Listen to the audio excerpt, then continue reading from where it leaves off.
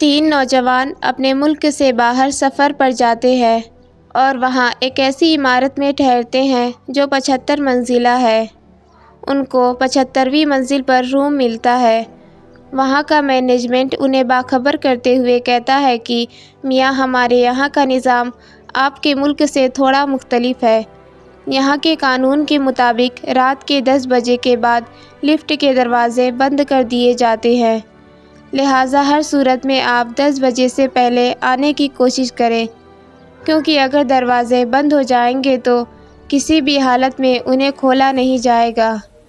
پہلے دن وہ تینوں سیر سپاٹے کے لیے نکلتے ہیں اور رات 10 بجے سے پہلے واپس لوٹ آتے ہیں، مگر دوسرے دن انہیں دیر ہو جاتی ہے اور 10:05 پر اس عمارت میں داخل ہوتے ہیں۔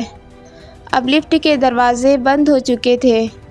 ان تینوں کو کوئی راہ نظر نہ آئی کہ کیسے اپنے کمروں تک پہنچا جائے، جبکہ کمرہ سب سے اوپر 75ویں منزل پر ہے۔ کافی سوچنے وچارنے کے بعد ان تینوں نے فیصلہ کیا کہ سیڑھیوں کے علاوہ کوئی اور راستہ نہیں، اب مجبوری تھی۔ ان میں سے ایک نے کہا کہ میرے پاس ایک آئیڈیا ہے۔ انہوں نے پوچھا وہ کیا؟ اس نے کہا ایسے چڑھتے ہوئے ہم سب تھک جائیں گے، تو ایسا کرتے ہیں کہ اس طویل راستے میں ہم باری باری ایک دوسرے کو قصے سناتے ہوئے چلتے ہیں۔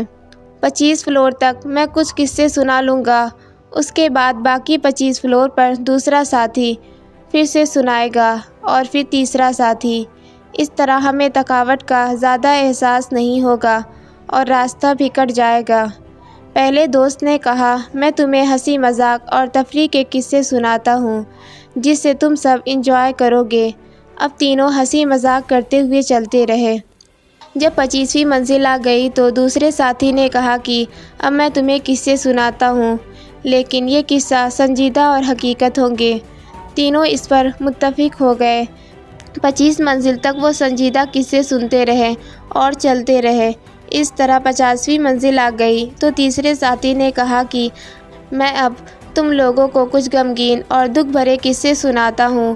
وہ سارے غم بھرے قصے سنتے ہوئے اپنی منزل طے کرنے لگے، یہاں تک کہ تینوں تھک ہار کر اب دروازے تک پہنچے تو ایک ساتھی نے کہا کہ میری زندگی کا سب سے بڑا غم بھرا قصہ یہ ہے کہ ہم کمرے کی چابی نیچے ریسیپشن پر ہی چھوڑ آئے ہیں۔